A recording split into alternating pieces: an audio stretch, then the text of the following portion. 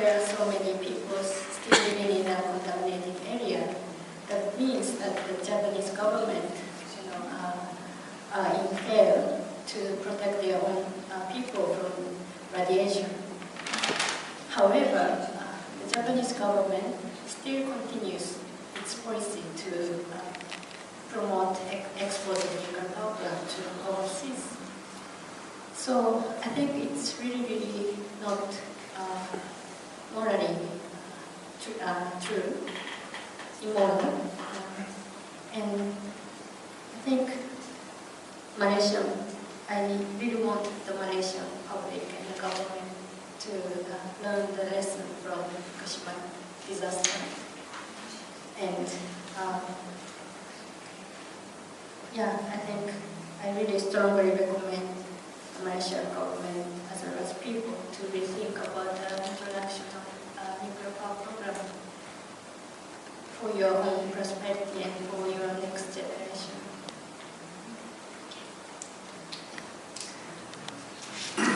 We will have an opportunity.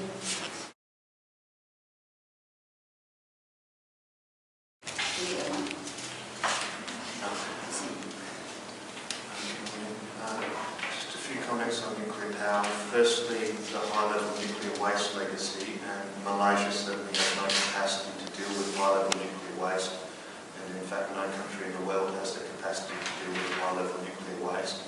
The only solution that any country has come up with is to build deep underground repositories or dumps, and no country has even succeeded in building a deep underground repository for high-level nuclear waste.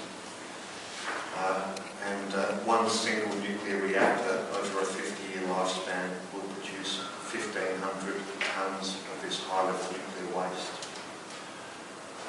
My involvement in these issues stems primarily from a concern about nuclear weapons proliferation and the strong and repeatedly demonstrated connection between nuclear power and nuclear weapons.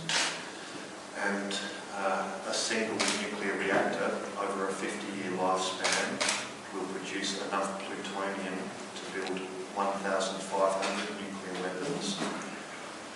I want to stress that I'm not suggesting that the Malaysian government has an agenda to produce plutonium for nuclear weapons, but it is an unavoidable and inevitable consequence of nuclear power that plutonium is produced in those reactors, and that plutonium can be used for nuclear weapons. It's a very happy and positive scenario that no country in Southeast Asia has the capacity to produce large quantities of plutonium or other explosive materials for nuclear weapons. But if Malaysia develops nuclear power, it will have the capacity to produce large quantities of plutonium, and that will have flow-on effects. We can expect other countries in Southeast Asia to develop the capacity to produce nuclear power, to produce fissile material for nuclear weapons. So as I say, currently no country has that capacity in Southeast Asia. It would be a wonderful thing if we can keep it that way, and we can avoid the problems that are all too evident in Northeast Asia with weapons proliferation, problems that are all too evident in the Middle East and in other regions of the world. And finally, Australia is partly responsible for the disaster in Fukushima. Australian uranium companies have supplied uranium to TEPCO for decades. Australian uranium companies turned a blind eye to the revelations of safety breaches by TEPCO over a long period of time. We should have spoken up, we should have made a stand, we should have stopped selling uranium to TEPCO or insisted on improvements in safety standards. But the Australian uranium companies did none of that, they turned a blind eye.